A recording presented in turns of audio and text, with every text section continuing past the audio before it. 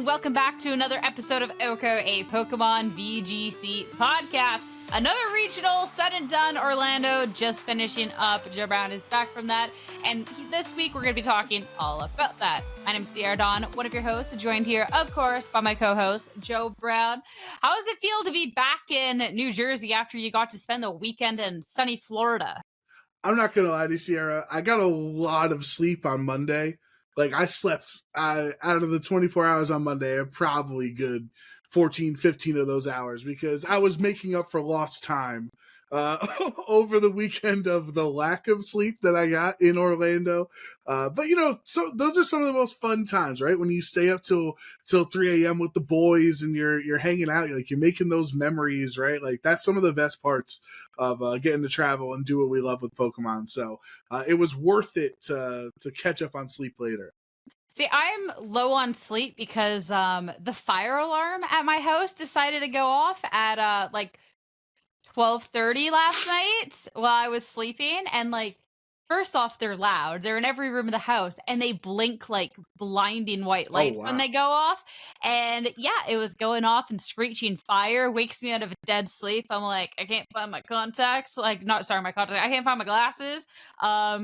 Like, what is going on? And then I had to go search my entire house to see if there's a fire or what's happening. I couldn't find anything. And then it's like, do I go back to sleep? Like, what's like the protocol here? Like, did it continue to go off or did it stop? No, it stopped going off. And then it was like, all right, well, I can't find a fire. So like, whatever. We do have an upstairs neighbor.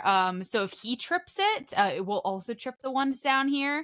Okay. I don't know, but house didn't burn down. I lost a couple hours of sleep because I couldn't fall back asleep. It was a great. I was going to say it's what great. you get for being a Torkoal gamer. You know, they thought your house was on fire. Wow. You were just playing with Torkoal. Yo, I've been trying to use ground on the new restricted, and oh my god, I have built the most dog water sun team, and like the only reason I'm winning games is because I'm diffing. The team is very bad. It is very bad. Like, it's actually like horrendously bad. But that's not what the episode's about. That's what we're here about Orlando regionals. So first off, I did not get to go. I was too busy, you know, throwing on ladder with my bad son team. But you got to go. So first off, like, you were talking about like, yeah, it was a good time. So like, how was it? Like, I'll let you have the floor here. Thank you. I'll graciously take the floor and take over this part of the conversation because honestly, I had an absolute blast in Florida. I think I've been trying to think for Pokemon events. I did 2 with Critical Hit, and then now this is my second or the back-to-back Orlandos with Pokemon. So I've been 4 times to Florida. Once as a kid, but I was in like 6th grade to go to Disney World, so nothing Pokemon and not with Pokemon. Yeah, exactly. So Florida is always really fun. This was like kind of like a happy medium of weather, right? Because I think at first I was bummed. Like, I left Jersey and it was 55 degrees, and I landed in 85 degrees, and I was like, oh my goodness. I was just like, oh god. But I adjusted to it. I'm like, you know, this is actually 85 is kind of pleasant right now. So the weather was beautiful all weekend. Our hotel was much better this year than last year, Sierra. Really? We literally could walk to the venue. There was a little walking bridge instead of having to take like a 4-minute Uber. And people were like, oh, wow, why would you take a 4-minute Uber? It's like, not because we were trying to save time. We literally could not cross the road. That's how dangerous it was. We had to take a 4-minute Uber because of the highway. So this time around, it was a much better location. Everyone was staying in that hotel. It was a lot of fun. But this is my first time hosting in almost a year. Last year, I kind of it's been a while. I kind of pseudo hosted in Milwaukee last year when we were down at Caster.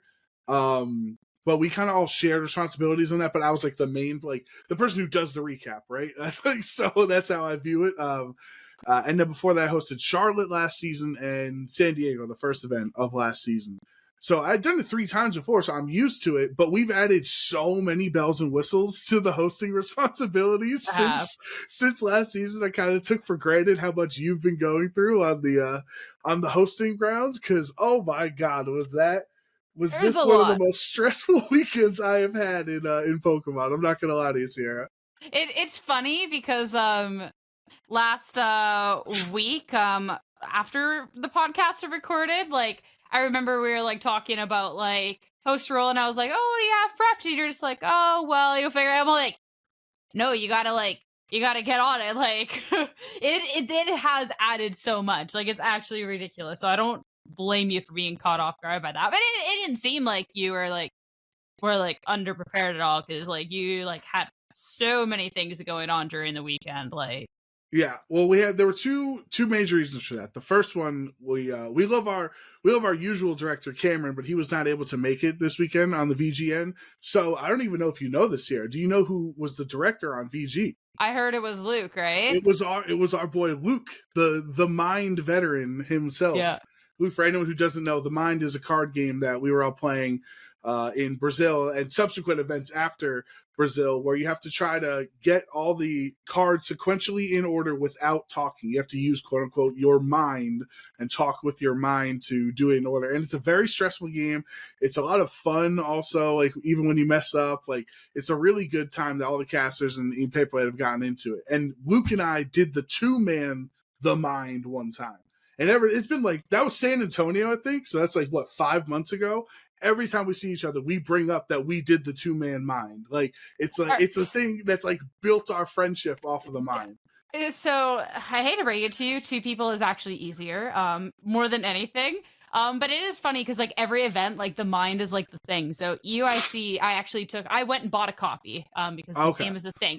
Luke had also brought his, which I thought was really funny. So the first night in the lobby, we had too many people to play my version. So he goes to his room, grabs his, we split off into 2 groups. But yeah, the whole weekend, everyone was playing the Mind, and it was just really funny because like even like on broadcast day, like he came over to get someone, and I'm like, Luke, I have a Mind related question for you. Like, we gotta get to the bottom of this. Like, it actually is like the best bonding game. But you know, it's really impressive. Not 2 people getting to like max level.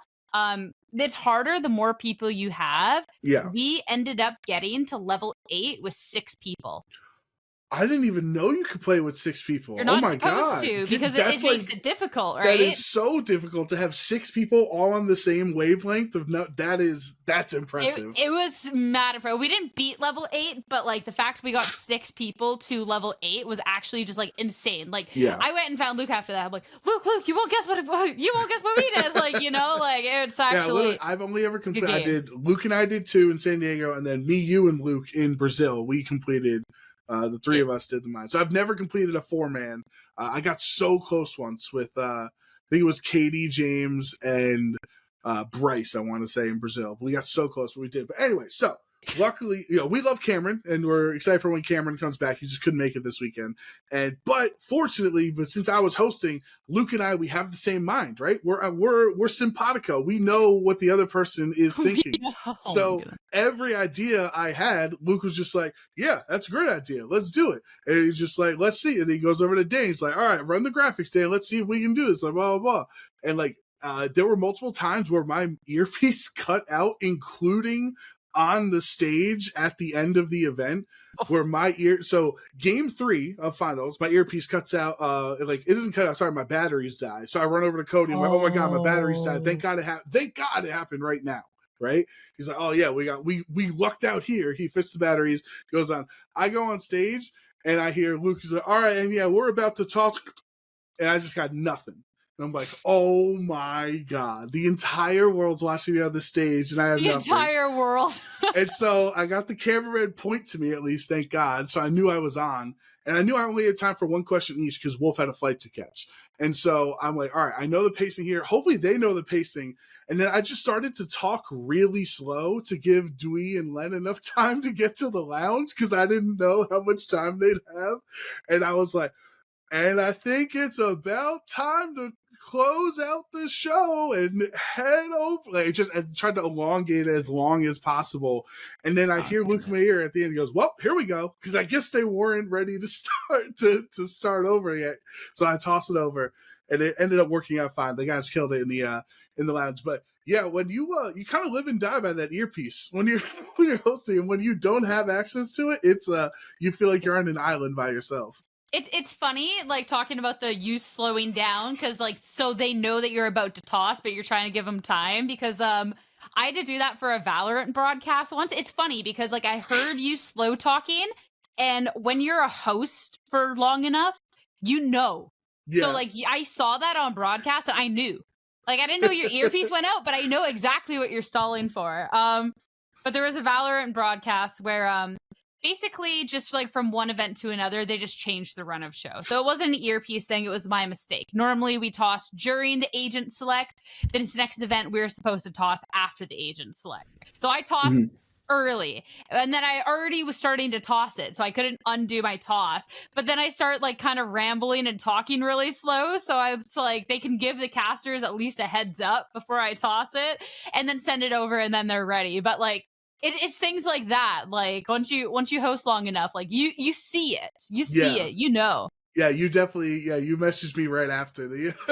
Like you saw right away. But yeah, so it was great working with Luca. He's one of our favorite people at Paperlight, and that was, I think it's the first time he's ever done VG, because usually he's over on the TCG side. So that was cool.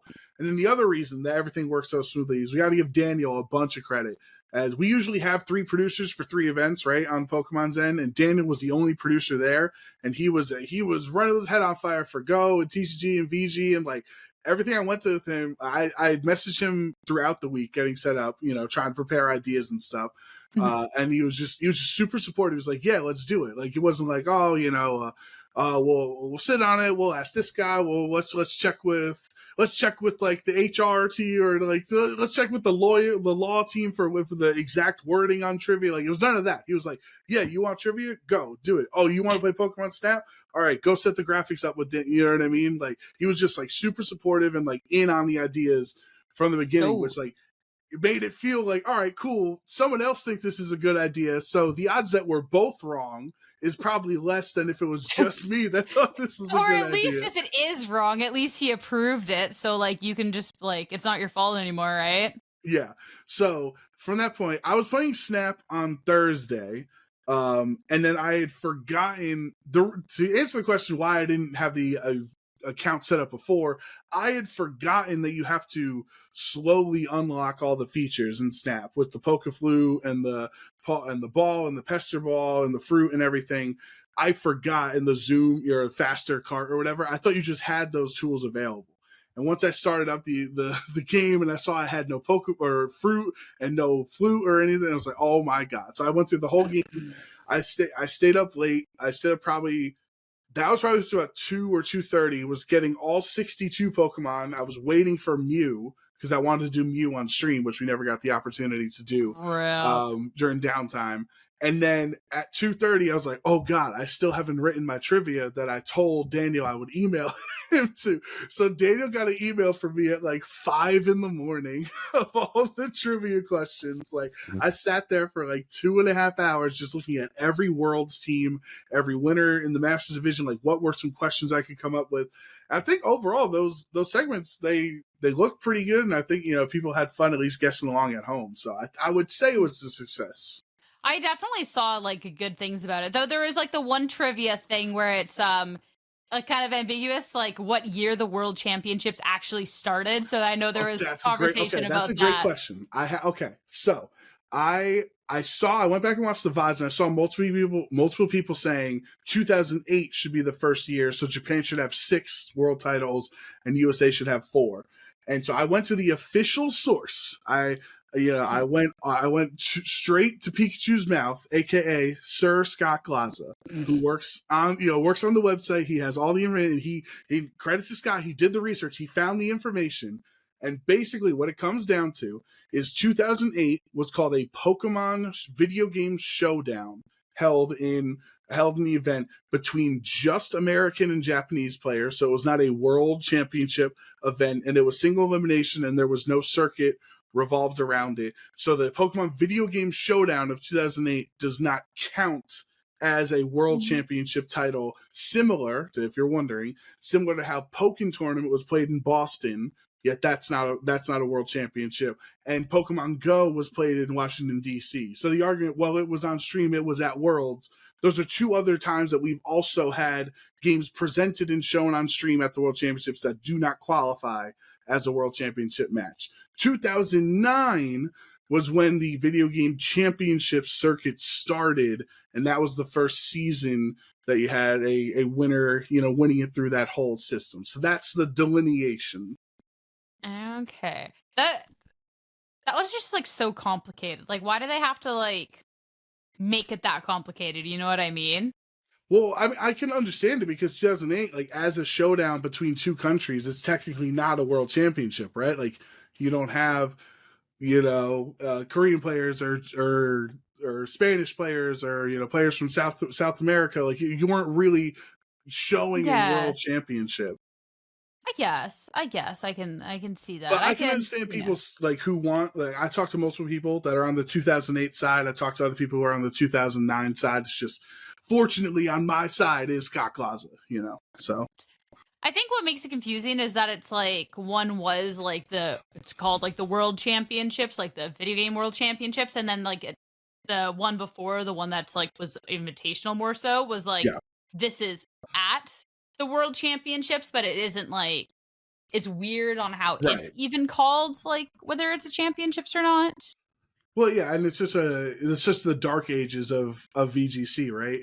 In that time, that like, would you call like Hulk Hogan casting the Journey Across America, right? That's not a world championship either. Like, so clearly, things that have like there were championships held in like, gold and silver and ruby and sapphire and stuff of like, but they weren't like the official Play Pokemon circuit or whatever. So like, I don't know. It is an interesting question. At least. So if the people that want to say World started in 2008, I'm not going to hold it against them. But for the purposes of my trivia, I was going off of the official source that said 2009 was the beginning.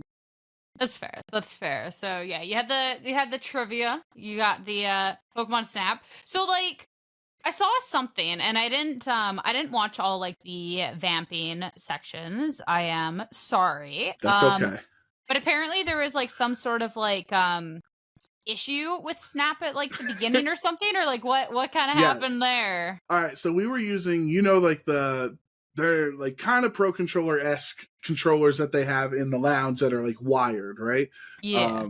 So like one's like got Pikachu, one's got other Pokemon on them and stuff, and they're presented by Paperlight. So I didn't use my own. I brought my own Pro Controller. That was mine, but I never used it. I used the ones that Paperlight had on the setup. And so we do the first segment with Moxie, with Marcos, and everything goes great. We're having fun. And then who was next? I want to say Toller was next, but I can't remember. And then we get to Jimmy Friedel, and it's just, his buttons are just not working. Like you can't take a photo if you don't zoom in on Snap. And so usually it was like R2 or, your second right button, and it's just nothing's going on. Excuse me. And I'm like, I'm freaking out. Like, oh my God. And then like, I'm like, oh, try the left button. Like, no, nothing. And I'm like, all right, we'll press start, retry, blah, blah. And, we tried again. Nothing's working. I'm like, oh my God. All right. And then so I'm like, hey, production, can we get another controller over here? And that wasn't working. And so I'm like, all right.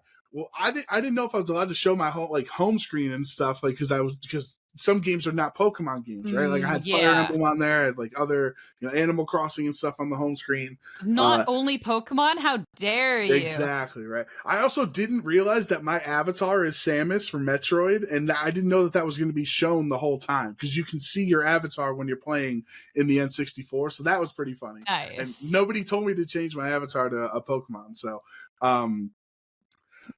So we get a new controller. I close out of the game, go back in, excuse me, and then it works perfectly after that. But it did take like 5 minutes. Was that? No, I don't think there. I was like there was somebody's thing that I did end up seeing a little bit, but I had it muted, and there was they're having difficulties playing, and I was like, wait a second, was that Jimmy? And it was just like broken, but no, I think this person just wasn't good.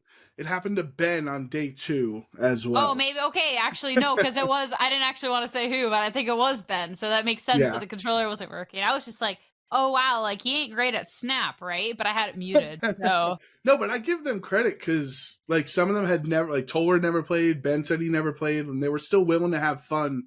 You know, like I had asked every person basically if there was like a long game 3, we obviously knew we don't have enough time before the round and to sit here and play Snap, so I wasn't even asking. But if there was a quick 2-0, I asked like, hey, if you're interested, you don't have to, but if you want to play Pokemon Snap, you know, have fun downtime with the audience, you know, we can do it. And so, you know, it was probably like a half and half on yes and no. And anyone who said no, I'm totally cool with. You know, it's not like there's no obligation, right? Just because you went on stream doesn't mean you have to embarrass actually yourself play. with a bad Kangaskhan photo or something, you know. Yeah. But it worked out well. I wish our big question at the beginning on Friday when we were setting up the leaderboards was like, do we do an 8-person graphic or do we do 16? Because we're like, okay, well, there's like round 3, 4, 5, 6, 7, 8, 9. Like we were trying to do like maximum amount of people that could have submitted times. And then of course the casters also, if we were all, there was 5 of us that could have submitted. Plus, like we said, Evan, if you want on SME, like you can also, you know, play like if we're all killing downtime. So we were like, well, that's 6 of us right there, let alone the other people. So maybe we can't do 8. And I think we only had 5 people play in total. So like we could have just done an 8-man graphic. Like, so we spent all that time going back and forth, but we had to put like all the fake names of like Ash Ketchum and Gary Oak and Youngster Joey. Mirror B was on the leaderboards as well, you know. That was the one I saw the hype about was Mirror B on the leaderboard. So yeah. Right.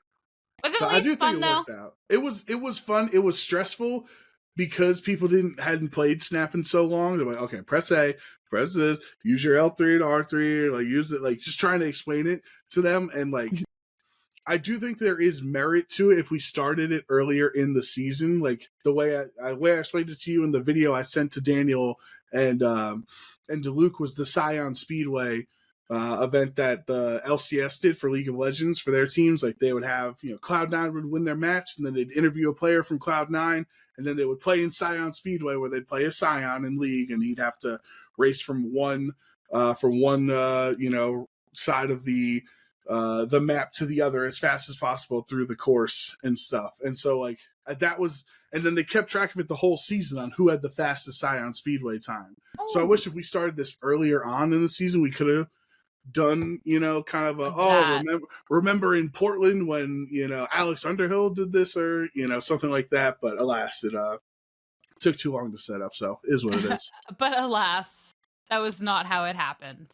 No. Overall it was good. Obviously it took too long, like adding up the tally and stuff. So it's not a perfect segment, but I do think Pokemon Snapshot was a neat name.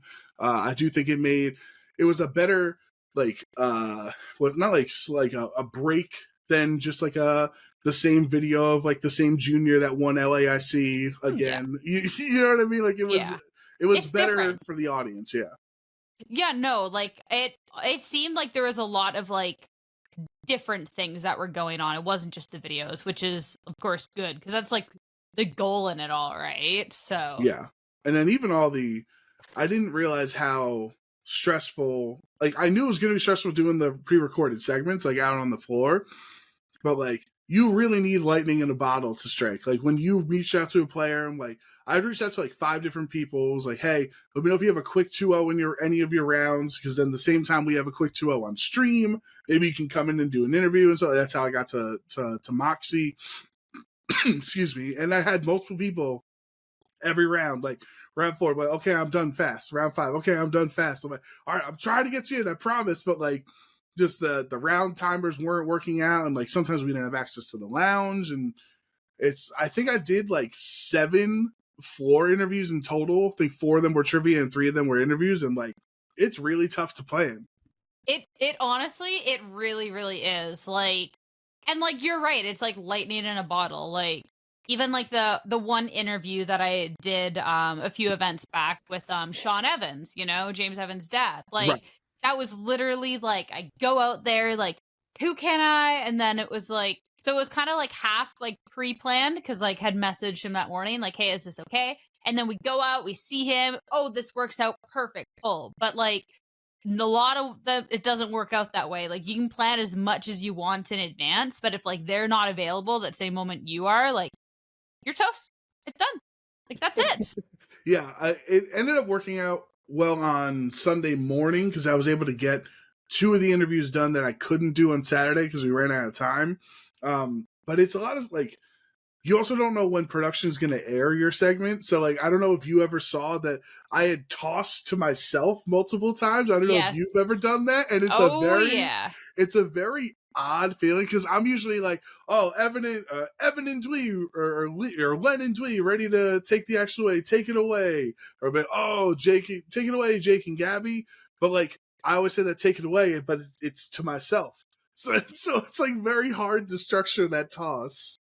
It's like, it's difficult. It's weird, but it's like, as long as you already know what you're gonna toss to. So let's say, because like I know we do the interviews with like the junior winner and like senior winner, and then it's like, all right, we got a little bit of time to kill before the next thing, but of course we have multiple regional winners here, and I got an opportunity to sit down with the junior champ earlier, and then it tosses. So it's like, you got to make sure like you have good enough synergy with your producer, so they'll actually throw it off that cue. But that's normally like the way to go about it, because then it's just like you're like straight up. But if you don't know the video, or like they don't know, because you can't be like, take it away, right? Also, take it away is like one of the, like, you know, like the, as casting time and time again, revolving door of Pokemon. Take it away is the host version of that. That's what I was taught in college. I had professors that had worked at ESPN because I went to school in Connecticut, about 20 minutes from ESPN, and that's how I was taught to toss to the broadcast. Like, so that's what I thought I was supposed to do. Yeah, every time. Oh, like, it'd be like, you know, it'd be like you know, Evan Light and Scott Glaza on the call. Take it away.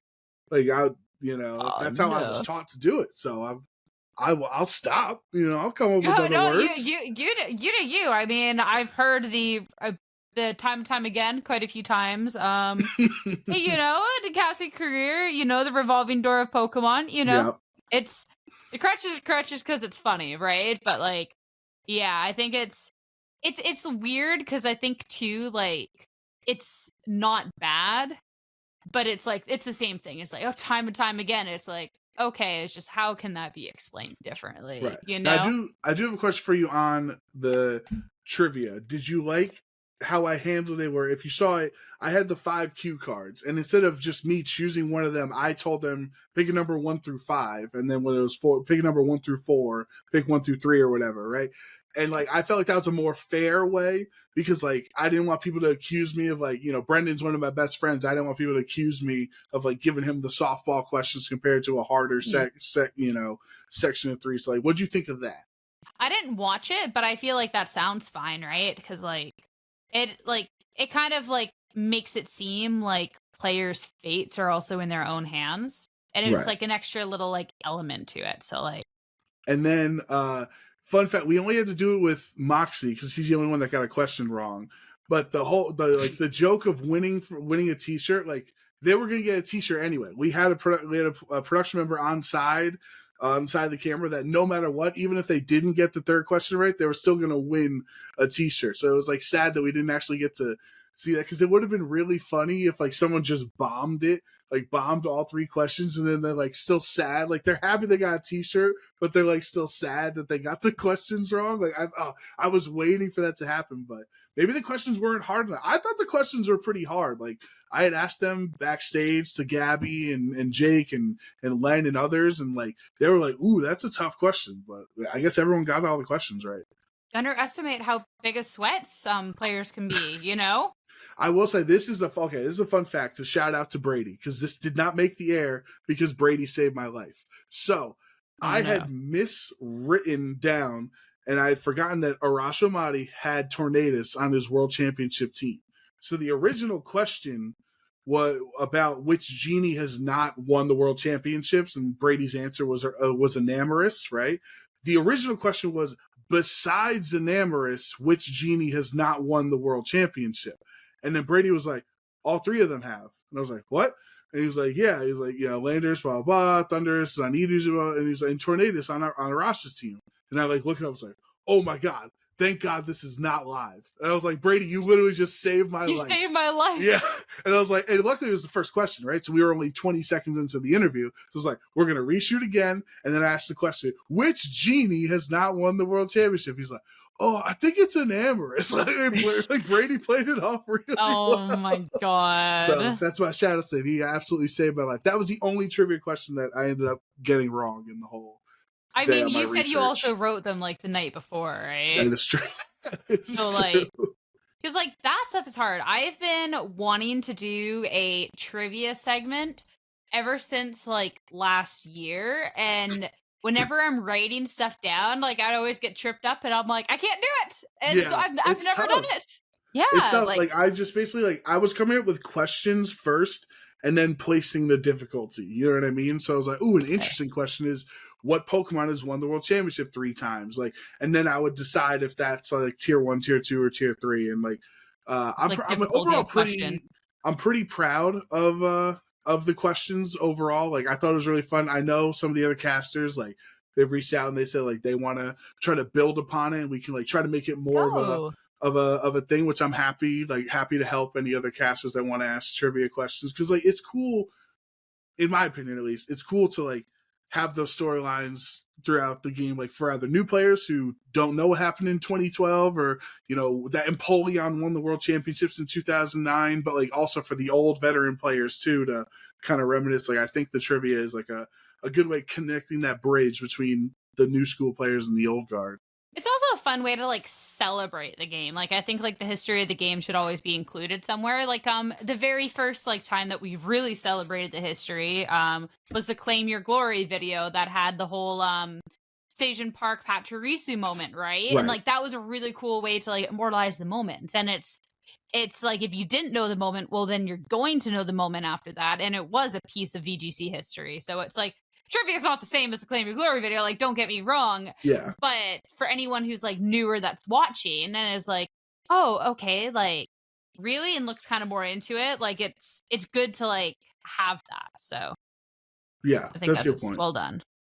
I'm trying to think of anything else happening hosting wise, just to fill you in on it. I don't think so. I guess I could have. All right, I have a host like integrity question for you. Integrity question. All right. So if you were watching the stream around 15, Aaron Brock facing world champion Paul Ruiz. It was an incredible match. Super hype. Match. Oh my God. So for anyone who doesn't know, Aaron was originally this Corviknight team that had Rocky Helmet, and Paul Ruiz was on the other side. He had like 3 Pokemon, but Aaron came back because he was roost stalling. But what I think was it Jake and Gabby, or was it Len and Dweonka? I can't remember. Whatever the casters were on the round, they had noticed that Corviknight only had 5 PP of roost instead of 8, right? And so they're like, oh, this is going to completely change his end game here, because he can't roost stall 8 times and get the Rocky Helmet damage for them to knock themselves out and stuff. And like it was a really interesting conversation. And then when I got to the interview with Aaron, one, I knew I had to do trivia with him because it was the last segment before Top Cut, so I had to do the last thing of trivia. But 2, I also didn't ask him about the 5 PP. And when I left, I'd seen multiple comments, like some of the casters like, why didn't you ask about the 5 PP? Like everyone wants to know about the 5 PP. And my justification was because I felt like it was unfair because the information was only revealed because he was player 1 on stream. Where if he was player 2, it would have looked like the greatest read of all time against the world champion that he didn't roost and he got the win off it. So I felt uncomfortable asking because he was going into Top Cut. It's not like he lost. Like if his day was over, I would have asked. But if there were the other players that were watching the stream and I am saying that you only have 5 roost PP, like I just felt uncomfortable. So like, I don't know what your perspective is. Because I did waste a valuable time, but like that is a valuable question I should have asked, but I just felt uncomfortable asking it in that setting. Yeah. So like first off, I understand why you'd be uncomfortable. I think because it was revealed on stream, it doesn't matter if you ask or not. The information's already been revealed. I don't think you do any more damage. It's not like because like we do have access to more information than is shown on stream, specifically stats and stuff. Like there has been times where I have looked up a like speed stats and like something that actually would be like really interesting if it came up, and it never came up. Since it was never revealed on stream, it'll never see the light of day. That lives in my head. That's it. Since that information was on stream, like he's already cooked from that moment if it was something that was supposed to be a surprise. Like he's done. So I would, in all honesty, would have asked him. Because you're not the reason for the leak. If it was something that it was hidden information and then nobody had seen it, and then you're like, hey, then I think that's bad. And as well, if you're ever like unsure or comfortable, like always, you can just ask the player. You know, like there has been times where like I haven't had to about like a certain like game thing, but I have like asked them if it's okay if I talk about a certain subject.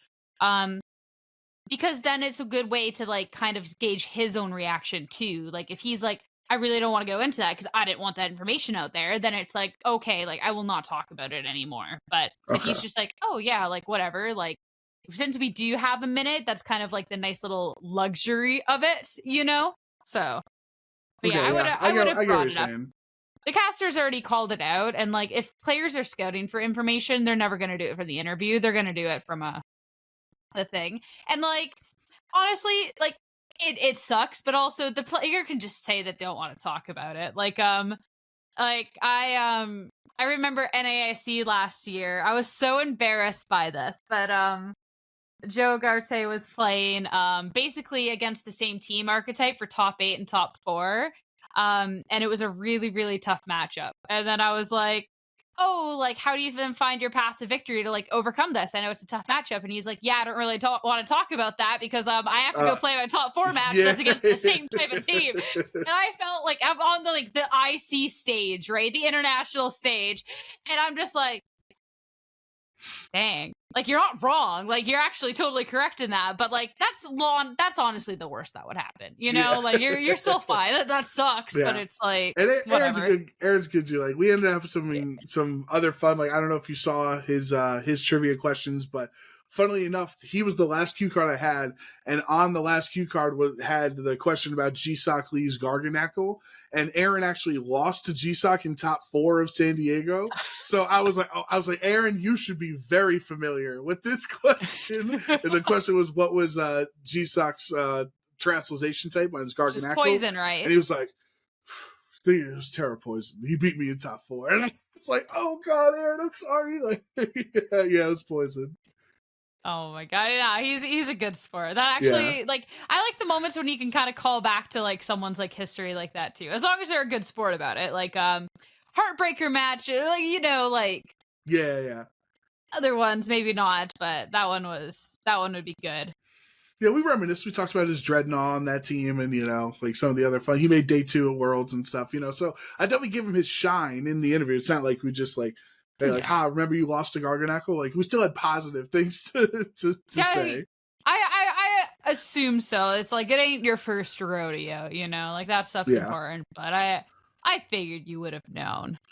So, yeah, I think that's good on the hosting stuff. Do you want to talk about the non-event stuff first? Or do you want to do, like, the Pokemon, the looking at the stats and stuff? What do you want? Talk about the matches. Okay. Because I got to watch party, which also like how was that? It ended up being a lot of fun. I ended up streaming late both days because frankly, I had to sit through the events and vamp long enough. I did not want to sit through the vamp. I've been there, done that. No, thank you. So I started late so I could just skip and only watch the matches. But it ended up being a lot of fun because there were some people that actually like didn't watch the stream because they were like, oh, I'm just gonna come watch your stream later and only watch the matches. But it was cool because Gabby and Jake were going through tweets and they actually pulled up my tweet that I was doing a watch party. Yeah. They talked about it, which is really, really cool to have that happen for the Pokemon stream, right? That's what I'm saying. Credits to Daniel. I think Daniel knocked it out of the park this weekend. Like that was we didn't put that tweet in there, Sierra. If you're wondering, like I didn't just by the way, Sierra's streaming. Like that was all Daniel's idea to promote, you know? Which I think is great. Like other games, like normally, and Pokemon's super like new to co-streaming, since like it's been very recent that they've taken an official stance on it. like other games, normally there's like an approval process for like the bigger events, and they'll advertise their co-streamers. Right. And the co-streamer numbers they actually take into their own like numbers, so it like ramps up their own numbers. But yeah, Pokemon's very new to the co-streaming, so I was just like, normal Pokemon things, like whatever. So like for them to actually be like, oh yeah, like one of our casters is watch partying, like co-streaming, like you can kind of watch that. I think is like, I don't know, I think that was a very good like sign of like the space and like co-streaming these events more in the future, Right. which And the more investing open in the personalities. yeah, because like as well, like I'm like not like the tiniest content creator, but not really like that big in the grand scheme of things.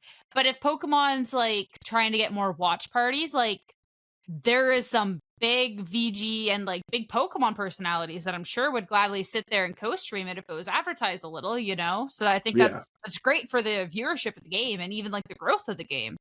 Yeah, I always think of it from obviously other games have the co-streams, but because I'm a big League of Legends fan, sorry I always bring it up, but like they are very much ingrained with the co-streaming of like former pro players or like like league streamers and stuff, and like they've literally. I was watching the LCS this season. That's the North American League of Legends League for anyone who doesn't know, and they had Kadrill as a streamer who's a massive League of Legends streamer. He used to commentate multiple world championships, used to play professionally in Europe for League of Legends, and he's a fantastic content creator. He'll get like 40,000 people watching him. When the main broadcast will have like 100,000, 40,000 will be watching him co-stream, right? And like they literally in the middle of matches where like Smolder had just come out and he was busted, and they're like, we're learning from producers that Kadrill just said that Smolder's not going to make it to max stacks until Elder Dragon fight or something like that. So like not only were they having their own conversations about the match, excuse me, but they're also like, this is the community conversation about the match as well. You know what I mean? Which is so cool. Like I don't know, like I just think that's awesome. Like the VG community, especially like in like Spain and like the Spanish like streams is absolutely humongous. So like having them like co-streaming too, like in the future would be amazing.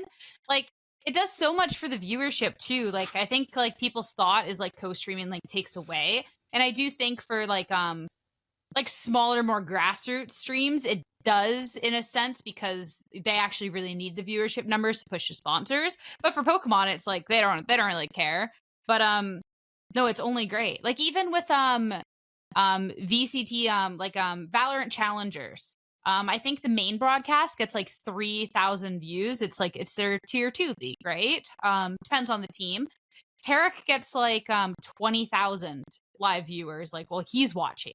So it's like now they went from 3,000 to 23,000 viewers. And those views still count, like that's more eyeballs on your game. And it's views that like maybe like the original channel will be bumped up a bit, but it'd be bumped up to like 5,000, 6,000. It's not getting bumped to 23,000. So I think that's super good. But the watch party went good. So yeah, like whenever I will get the opportunity, like I definitely want to do more of that. Like it was a good time.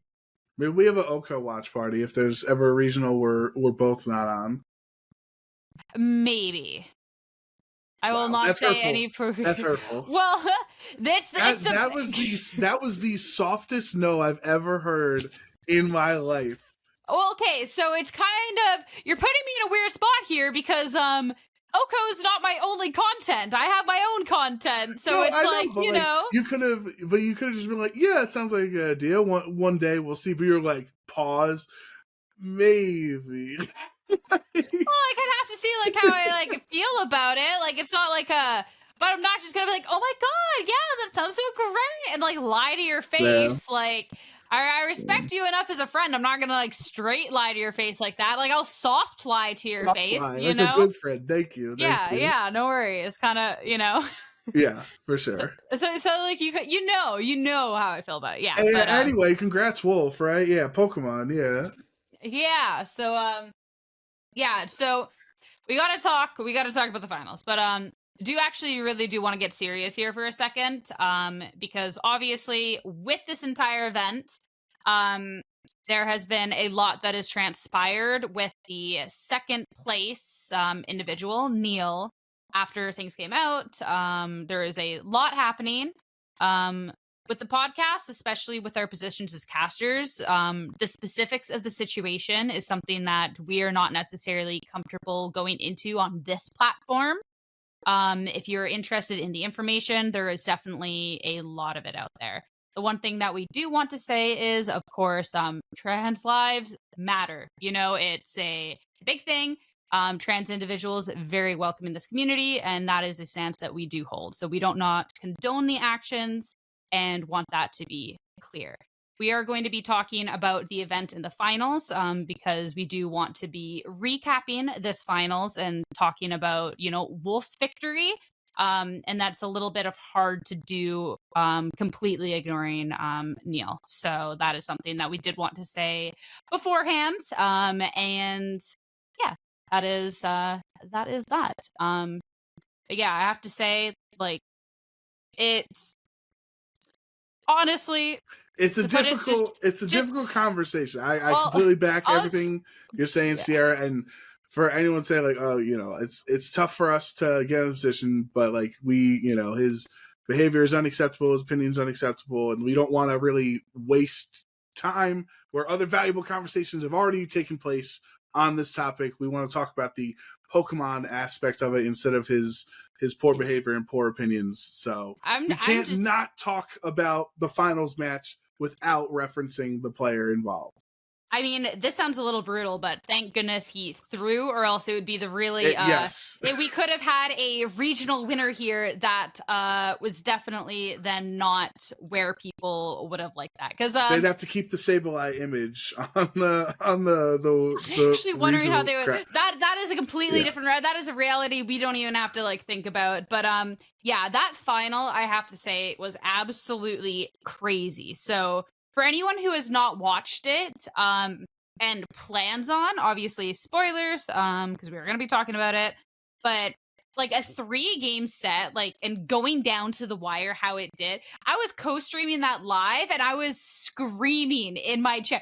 I was like, yo, I'm like sitting here and I'm like, full Aaron Cybertron Zang here, and I was like, he's got it, unless it's the first turn, wake up. Like screaming, and then it like close combat doesn't kill, and I just start screaming again, and then like, oh my, that was such an intense, like, that end game seemed like scripted on how tense that was. But like, actually, right, it seemed like a wrestling, so like literally 2 turn 1 wake ups as fast as you could. Also could have been a damage roll, could have been a crit, it goes the other way, like just as much back and forth of a match as you can possibly have. And then like, even it wasn't even just game 3. I just feel like obviously the Stellar Tera is something we can get into. It's just a big misplay that even he acknowledged. But besides that, all game 1 and game 2 were like exceptionally played. Like every one of Wolfe's earth powers were like very minimal impact. Like usually he was switching in very well. But then in game 2, Wolfe was like, all right, I'm not going to play the long game. I'm just going to double target. I'm just going to go for damage, go for OHKOs, go for like knock your Rillaboom out, stop your ability to pivot against my damage. And like once, I think there were multiple times Wolfe lost game 1. I think it was his top 8 match as well, I want to say, where he lost game 1 and then won game 2 and 3. I think that's always impressive on stream if you can lose game 1 and win the next 2, because that shows that you were able to adjust to the strategies better than your opponent was. I mean, Wolfe's just like a different, like, he's just next level. Like, I don't know, like everyone has their own different tier list on like who is technically like the best player. But like, first off, Wolfe rolls up, like just deciding last minute. 2:30 in the morning on Friday night. After deciding on like what the Wednesday that he was going to go to the event. Yeah. It is a humongous event, and then he just casually wins it. Like there's so much RNG in the game, so to have that level of consistency beyond the RNG, I always think is a really big thing to applaud in players. So like that was absolutely just insane. We do have to talk about that Stellar Tera though, because as consistent of a player as he is, I definitely think he got a little bailed by that one. So, yeah, context on when when it was 2v2, Chien Pao on Neil's end of the board had just fallen asleep. It had not taken its first turn of sleep. It was a pretty kind of board situation, and in my opinion, it looked like more Wolf favored. Yeah. And Neil ended up stellar terrestrializing his Chien Pao. It has no defensive properties. It ain't helping you out. And Wolf doubled into the Chien Pao before it could wake up. And the Chien Pao died. And then Neil KO'd one of Wolf's Pokemon, the Landorus. So it was a 1v1. Urshifu versus Amoonguss. The Urshifu was Tera Poison. And Sludge Bomb was the only move on, like, attacking move on Wolf's Amoonguss. So had he not Stellar Terra'd, which there was no reason to, and he had just not Terra'd, and then waited till it was the 1v1, was like, oh shoot, now he could have Terra poisoned his Urshifu, and even just getting really unlucky with sleep turns. Like, I do not see how Sludge Bomb's ever doing enough damage at that point. Yeah. Like, it would be very Neil favored, which... Well, Wolf was also lucky in that spot that we're at a point in the metagame that Amoongusses are running Sludge Bomb now. Because remember, for the last year plus of Amoonguss, sometimes their only attack would be Pollen Puff, or it'd be what's the one that resets stats to neutral? Why am I blanking? Oh, the poison Clear move? Smog? Clear Smog, right? Even if it's Clear Smog versus Surging Strikes, you're going to lose that matchup because of the lower base power. So the fact that, like, in this moment you needed Sludge Bomb just to do more damage, right? Terra Fairy, Raging Bolts are all over the place and stuff like that. The meta call of Sludge Bomb over Pollen Puff or Clear Smog, like, was also helpful enough. But what I guess what my understanding of watching it in the moment, first of all, it makes no sense to terrestrialize that turn because you know that you are forced to be asleep that turn. Maybe he thought he had already taken a sleep turn. He was hoping to wake up. The turn that would have made, if you don't want to Terra Poison Urshifu because Landorus is on the field and Earth Power would one-shot your Urshifu, I can understand it. The turn to Stellar Terror would have been the turn prior if you were worried about the Terra Steel on the Landorus, because you then would have got the boost on Sacred Sword into that slot, right? Or if, let's say, you go for the ice attack and now he's resisted, well, now you have the stellar boost on the ice attack and the stellar boost on your fighting attack. So it's just, I don't think, like, I don't agree with everyone online that it was always the correct play to always 100% save Terra Poison for Urshifu. I do think there is a world that Stellar could have made sense. It was just absolutely not in that moment, was it, that world to Stellar Terra. That's the thing, is it was no longer at that moment. I think my least favorite argument is, oh, well, he had to Stellar Terra the Chien Pao because you can't Terra Poison the Urshifu in front of Landorus. And then my thing is, like, he didn't have to Terra that turn. There was no reason he had to Terra that turn. You so, like, KO'd the Landorus. Yeah, like, I think that there is, like, a thing that people are so, like, antsy with, like, the, oh, well, I have to click this Terra button, and it's like, you don't always have to. Like, it's like, that one is my least favorite. Oh, he's Stellar Terrestrialized because he couldn't Terra Poison in that turn because of Landorus. So he just didn't have to click it. He didn't have to click it. Hey, you know, Sarah, sometimes you should be grateful when you even have access to clicking Terra on stream. Do not you know want what to. I mean? I don't even want to get into that one. We're talking about things that we should not be discussing as casters. That is number one on the list. That is yeah, that is it. But yeah, I mean, it is definitely, like, a difficult, like, situation, like, when you're on the stage. And then obviously if you didn't think it was, like, that 1v1. But yeah, there's no reason. But regardless, like, it all works out because like, now we don't have to worry about the Sableye image on the thing and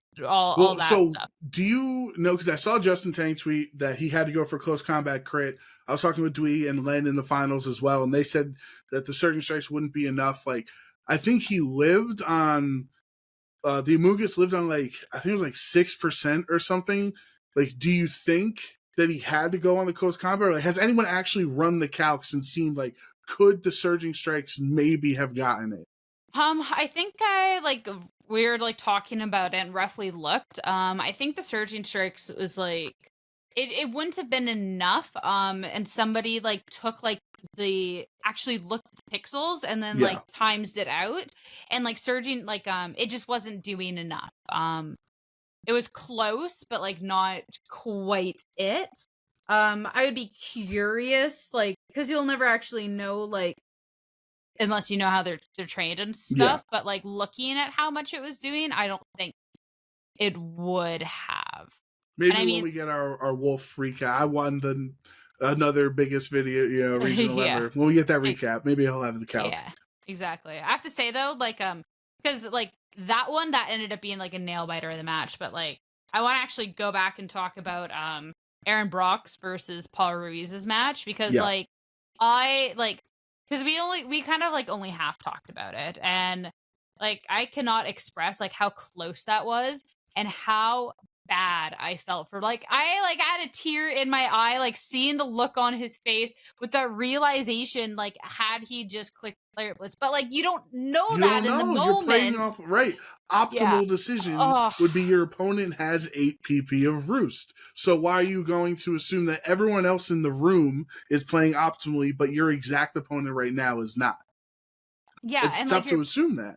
yeah, and it's like obviously like watching like us watching from Aaron Brock's angle, like we all know. And then like you see it, like you see when he like goes for the move and like all that. Oh my god, Right. I like every match. Like I enjoyed so much VGC. Like the ending of that match, like there was like the part to me that enjoys it because like that was a sick ending to a match. Like that was as close as it could get, and then it was also like the most like heartbreaking. Like no, like I wish it didn't go down that way because like just like how it went down, I felt so bad. Yeah, and Paul, shout outs to Paul. He was another player that made like a almost last minute decision to come to Orlando. I think he tweeted that out too, right? So like that would have been awesome for him to come last minute, just like Wolf, and crack into the top cut. Like how amazing that would have been. No, I think they were on the same side of the bracket, right? So they would have had to fight in top 4 if Paul was there instead of Aaron's slot. I think they were on the same side. So yeah, like top 4 could have been Paul Ruiz versus Wolf Glick. That could have been amazing. Yeah, and then it's like it's tough because then it's like my heart breaks for Paul, but then it's like, oh, friends with Aaron, so like of course I want to make it to, like but oh man, Yeah. that one was that was such an intense and like I said earlier, if Aaron was player 2 in that match, it would have like he made the greatest Pokemon read of all time. Like the casters been like, oh my god, he didn't roost or blah blah blah, and like he would have been the only person that knew that he didn't even have access to roosting on that turn. I feel like he would have like said, right? Like I don't feel like you could like just be Maybe like, oh yeah, after the no. event. Yeah. Oh, after the event. I don't think like you just go on your whole life like, yeah, no, I actually am like that cracked. I'd be world champion. I called it. I really am just that guy, No, he's too good of a guy. He probably would have said something. But if we want to get into like the specifics on the Pokemon thing, this is the second time Wolf has won a Regulation F event, right? Because he had the Charlotte and now this. So he's on a pretty good top 16 at USC as well. So he's on a pretty good run right now. Yeah, no, like that's insane. Like again, like the consistency. I actually wanted to go over the teams because I can't believe that you're not like looking at this teams when there was a Smeargle that made top 4 and being like, I want to talk about this now, Dude, I wanted the Smeargle in EUIC when I was just watching at home because Brian Collins was using this same team that he and Ben had made together, and like I would have been awesome to see the Smeargle, and it's a totally kind of different set than we're used to with like obviously you still have Fake Out and Spore and stuff, but like this Decorate to help your Trick Room team here, right? To help Torkoal, to help the Hatterene out and stuff. Like we talked to Ben afterwards. He was like, Urshifu's the best Trick Room Pokemon, even though it's got like 97 speed, because like there's so many slow Pokemon that like just want to protect and stall out Trick Room turns. And Urshifu, especially Choice Banded Urshifu, does not let you stall out those Trick Room turns. It's so funny. With that whole strategy of like, oh, it's the best Trick Room Pokemon. I played against a Trick Room team on ladder, and they actually had Iron Ball Urshifu with Fling. So it could have the iron ball when it was in Trick Room, but if it was not in Trick Room, it could fling the iron ball and get its regular speed back. It did That's no funny. damage, and I instantly killed it, but it was funny to see. But no, this team, like, I think it was so cool to see it. I also think Healing Wish on Indeedee was so insanely cool to see. Like, I wish we got to see like a little bit more of like how it operated, because we kind of got robbed of that a little bit. But like, Yeah. that was like really, really cool to see. Yeah, I'm not even gonna lie to you. I was not familiar with Healing Wish Trick Room, like as a mechanic. Like I know Len and Dwee were popping off, and then Evan who was on SME for the weekend was like writing in chat like this is the sickest play ever, and like did the description as to why. So shout outs to Ben. I think Ben had a great weekend. Was 9-0 after day one. Got to win on stream, make top 4. Got to play Pokemon Snap. You did pretty well considering you never played it before. He got more points than youngster Joey. That's all that matters. Dang. But what was funny, Sierra, this weekend, if you saw our caster predictions, all 5 of us had Porygon 2 at number 1. All 5 of us, and we still saw not a single P2 was seen the entire weekend on stream. I know, because y'all are boring. I trash talked in the Discord. I was trash talking live. Gabby and Jake called me out because it was right after they showed out their watch party, and I was not quiet at all with the fact that y'all were so boring for that.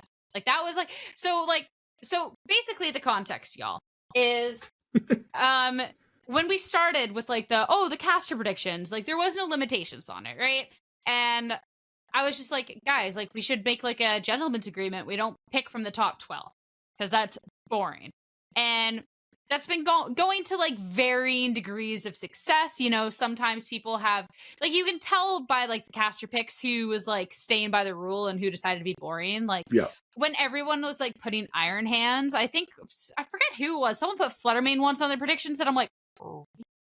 Not me. I have always listened to the no top 12 rules. But like that's the thing. And it was never like a set rule, but it was just kind of like one of those like, all right, guys, like really, like let's not be boring.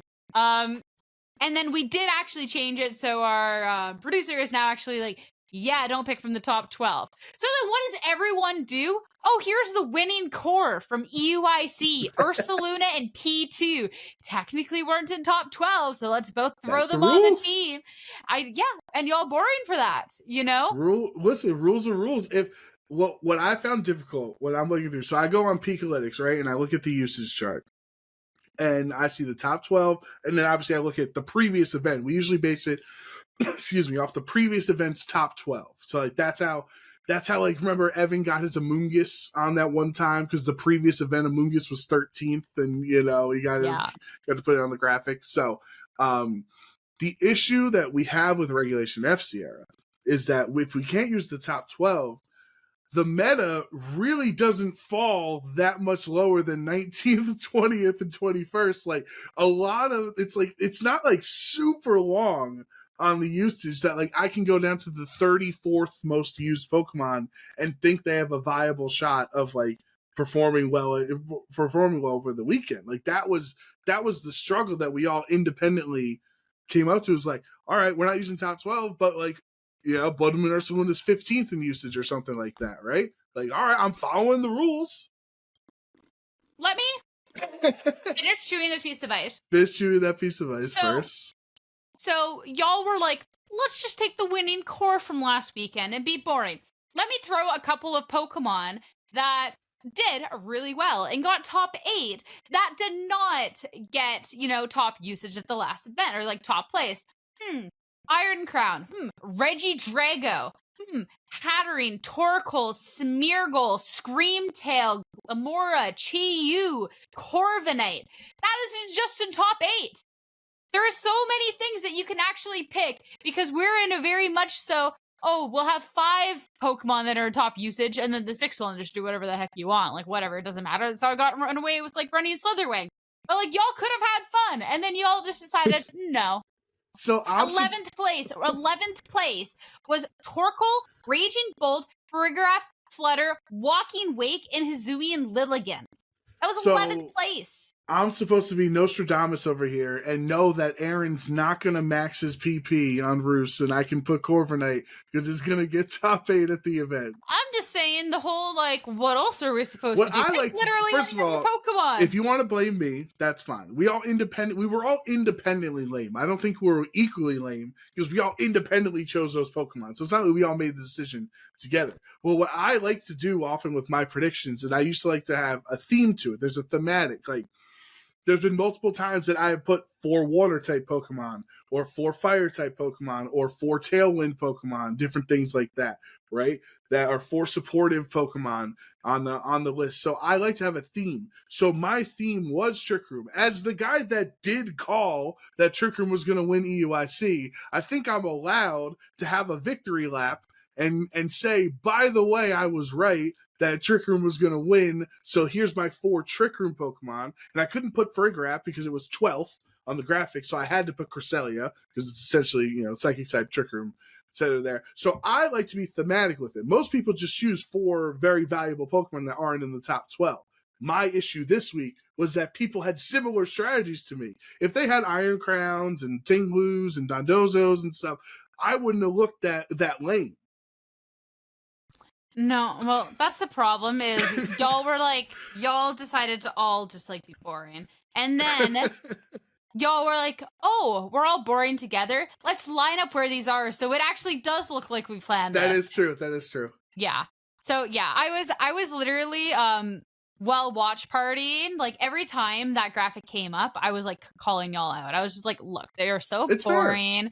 Like, they're so boring. And at one point, after they had called out the watch party, Gabby literally called out, like, oh, Sierra's probably saying, like, we're boring. I forget exactly. I didn't catch it. But someone in chat, like, told me, like, they were like, oh, yeah, like, Sierra thinks we're boring. Like, she can confirm that for you. And I was like, yeah. But could you imagine if, like, TCG couldn't use the top 12 most common to use decks? You know what I mean? Like, that's the kind of what we're dealing with here. Like, they can't use Charizard, they can't use Roy Moon, they can't use Miraidon, they can't, you know what I mean? Like, it'd be tough to predict. Deck, I would, like, put it to the same as, like, archetype. So you're like, oh, if TCG couldn't say Tailwind. And then it's like, we have a little bit more nuance in the game. And it's like, if people want to go back to just, like, being like, you know what? Put your Fluttermane on top. Put your whatever. We can do that. I don't want that. Yeah. I'm just like, you know what, we can have fun with this. And y'all are just like, no. I think some people take it too seriously that, like, see, because mine, I had a theme too. I almost put Sinistra instead of Cresselia in that 4th slot, but I was like, well, I put in Crest because I want it to be Frigoraph and it can't, where Sinistra is not just a Frigoraph replacement, right? And so, like, other people are like, no, I want 4 Pokemon that will perform well because I want to show how, that I was the correct in predicting the metagame. Like, so maybe I just dropped my theme, which I thought it was fun. I thought it was cool to have a theme for the unique Pokemon every week. But if it's lame, which apparently it is, then I guess I got to drop it. It's just what the theme is. It's like if your theme's Tailwind, you're like, all right, we're doing Torn. Oh, goes well with that. We're doing Landorus too. It's just like that. But like, y'all do you. My like theme thing, which I did end up being lame one week because of it, but then again, I put Slitherwing every week, so I think I get past. Is like I always wait to see what Ugarte's using, and then I always try and pick like the most unique Pokemon from his team. Which at one point, like. The one where it ended up being unfortunate was he was literally I think he ended up switching. No, he did stick with it. But I ended up doing Gouging and King Gambit at EUIC when James had won with it the event before, but I didn't pick it because James won with it. I picked it because it was the 2 most unique Pokemon on Joe's team. Right. And that was like, that one I still felt bad. Like I looked at it and I'm like, I think I hate myself. I think these Pokemon are too good, man. They're too good. But I'm so lame. But like that was like the closest that I've gotten to being lame was because of We gotta check out this Walking Wake team that you mentioned in 11th. Yeah, this is like your dream team right here from Ryan Almeida. Yo, Walking Wake is so bad. So like mad kudos. like Jeez, No, I've like tried. honestly, congrats for being so like using such trash. Like No, congratulations. congrats for being so base to make it that place with walking weight. Because like Dude, Assault Vest, Tera, Fire, Weather Ball, Raging Bolt. This is crack. I didn't look that far. What? This is crack. Yeah, 11 plates by the way. Like it actually. What's the Torkoal set? Eruption, Weather Ball, Helping Hand Protect. Nah, that's the Flame Plate. Nah, that's Has Ryan ever heard of Charcoal? Flame Plate. What are we doing? Has Ryan ever heard of Fissure? Best move on Torkoal? We did actually have a spirited discussion backstage amongst at the caster, the hangout area, the rest area, on if you should use the plates or the other variant of it, like Meadow Plate versus what's the other grassy Miracle Seed, right? And like the argument is like, well, if you hold true that Arceus is the creator of the Pokemon universe and you believe in Arceus and you believe in everything, then you should use the plates as those are Arceus's plates in the universe. Therefore, if you believe in Arceus, Arceus will reward you with beneficial damage rolls from using the plates instead of a Miracle Seed. And then the other side was like, what if you are a defector from the Church of Arceus and you don't want to benefit Arceus? Then you use the other versions like, Charcoal instead of Flame Plate. So basically, if you're religious, you use the plates, and if you're not, you don't? That was the spirited discussion we had backstage. Good answer. Good answer. Yeah, that's a... that is a discussion, all right. Well, we know you don't like Legends Arceus, so you're Charcoal and Miracle Seeding it up. Also, like, see, where I would have the spirited discussion is I just think the plates look ugly. Like, they all look the same. You're like, yo, your Torkoal could have, like, a thematic, like, piece of charcoal. Like, that just seems fitting. This Torkoal, like, through nature, he found this piece of charcoal, and he was like, yo, this my friend, and, like, now this is, like, his thing. It's like the dog with their toys, right? Yeah. Like, Urshifu's like holding that mystic water. He has that, on the little charm. It's like, what? Like, he's just, like, holding a little Lego block. Big plate. I just think they're ugly. That's it. And I think that's the only right response, honestly, to the whole debate. Dude, we gotta try this. This Terrifier Weather Ball Raging Bolt team out, because that was actually... That is wild, and that is wild. Super. Oh, by the way, so did you notice, in Top Cut, in the top 8, all 8 people had an Urshifu, 6 Rapid Strike to 2 Single Strike, and there were 6 Ogerpon Hearthflame, I think. Unless am I dumb? Kind of count? 5 Ogerpon Hearthflame, excuse me. No, and 1 Wellspring. Like, I mean, if you saw Ogerpon Hearthflame, I think it took over in usage, I want to say. Let me look. Do we have it on the bottom? No, it didn't. It got like kind of close, 23 to 22% on day 2, but like Hearthflame kind of spitting right now. I mean, you don't want to have the Water Urshi and the Water Ogerpon on the same team, so it's like, right. If you're just picking the better of the 2 Urshis, which is the water one, then you're gonna pick the other, Ogerpon. But honestly, like Fire Ogerpon, like I think that damage is just nuts, right? So I'm not. There was a necessarily, +5 Ogerpon on stream at one point. That's crazy. Yeah, with Swords Dance and Embody Aspect. Yeah, like it's just so like strong. So I can see that. Plus, like you don't have to then worry about getting thunderclapped.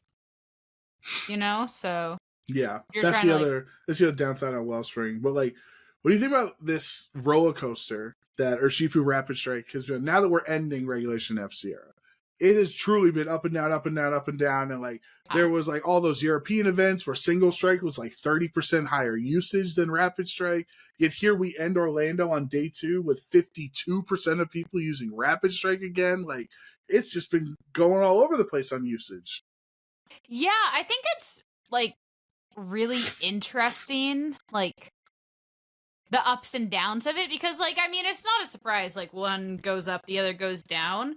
But when there is things like the Raging Bolt and the Rillaboom that like so highly threaten it, like I feel like it's so curious, like how it's kind of, gone like searching. I mean, it's just so powerful, so like that makes sense. But like, yeah, I don't know. Like I kind of thought the first time it died that players were just like, nope. And yeah, here it is. I also can't. I'm trying to figure out what, because if you look at the day 1 to day 2 difference, I'm trying to figure out what the Chien Pao, the difference is. It goes from 22% to 35.6%. I think Chien Pao is such a fantastic Pokemon because of its own damage, its own focus sash, Stellar Terra, and also making your other Rillaboom and Urshifu and everyone else do more damage, right? So, like, what is the general day 1 player base not appreciating about Chien Pao that the day 2 player base clearly understands the value, if you get what I'm saying? Well, I mean, I Because don't it's like. every event, day 1 is like significantly lower than day 2 usage on Chien Pao. Well, like the way that you're phrasing it makes me feel like you're expecting that, like, there's already like, oh, these people will be day 1 and these people will be day 2, and they're locking in different things. It's like realistically what teams make it through the field. And when you have a tournament that is the size of like how big was I the think we had over store? 900 people. So and it ended up being 824. Oh, We have 824. Okay, I was wrong. 824. There isn't like 824 top players attending the event. You get locals, you get people who are maybe wanting to be competitive but not quite there yet. You get people who don't feed into like I need to be using the top Pokemon. You get people who have their different team ideas that don't include Xian Pao. You're getting like um people that are just looking to have fun, content creators, whatever. So it's like there's such a different span of players on day 1. And like realistically, when you're looking at people that are maybe just more so playing for fun, it's not that someone that is playing for fun can't make day 2, but if you look at their chances in comparison to someone who lives and breathes the game, it's significantly less. So if the person that's attending to just have fun rolls up with a team that they like, that they're just trying to have fun with, it's probably statistically less likely to have like some of the top Pokemon on it, including Xian Pao. And they're statistically less likely to get day 2 at the event in comparison to like people who consistently day 2 that consistently use these top Pokemon. So like when I look at like the day 1 to day 2, like I'll always be like, oh, like it's interesting, like it going up just to see the conversion rate. But I always think the more interesting one is huge downswings when everybody like day 1 usage is like so high of a Pokemon, but then we don't see that go over into day 2 because I think that's like actually the biggest indication that that Pokemon has fallen off because if so many people were in line day 1 it was good, but then it can't see any day 2s even from top players, then it's kind of like, ooh, this is Well, a that would be problem. Wellspring. Yeah. Wellspring is the one that had the highest dip from Yeah. 34% to 23%. Yeah. Everyone else was relatively in their same-ish area, maybe a couple points higher, a couple points lower. Yeah. And like I think with that one too, like especially with seeing the Rapid Striker Shifu at 35 for day 1, it's very much so I think like the different people who kind of stick with like a team and maybe an older outdated concept, which is the more so the Wellspring comparison to those who have kind of like adapted more over and like the bigger like generic player base. Yeah, I think it's fair. I think that's just, to me, like, obviously not everyone's playing to win, and some people are using their favorites and whatever, but there still is, like, the day 1 normies that are using Fluttermane and Incineroar, right? It's still 45% of the field, so, like, it's not like everybody's going in with their in-game team. They're like, there are still some people that go 1-8 that still have Incineroar and Raging Bolt on their team. Yeah, I'm not even saying like people that are showing up and having fun are rolling up with their in-game team. It's just when you're looking at like overall, like it's just there's such a wide variety of players and how they're going to be doing it, right? Yeah. Trying to think if there's anything. I mean, obviously we can talk about Justin's side spam team because like he has been working the entire 4 months of Regulation F on this team, and the when Reggie Drago. Right, when I got to interview him, he was like, he thinks this is the most complete version of it, which is good. That's where you want to end up, right? The final event is the most well-rounded form of a team that you've been working on for 4 months. It would have been so interesting if he made it to the finals because right in round 7 when he beat Wolfe had that really funny moment where he like dipped his chair and like he was waiting for Justin to pay attention to him. But Wolfe said it was a really tough matchup for him. that like he was like, oh, Justin's just gonna like clear me. It's such a good matchup. And then Wolfe won game one. So then Justin was freaking out. He's like, we've done a billion practice sets, and I'm like very favored in all of those practice sets. But then I lose game one to Wolfe. He's like, what do I do? What adjustments do I make? So then obviously Justin ends up winning the set. And like, what could have been if they got to face each other again in the finals, like as good friends and good testing partners and teammates and building together and stuff like that would have been really cool to see how. And I think, doesn't that mean that Iron Crown Sassam, that goes the whole regulation without a win, right? I don't think someone got a first at a regional. I don't think so. With it. I don't quite remember. I don't think so. But yeah, I was definitely like rooting for Karis to make it to finals just for that rematch too.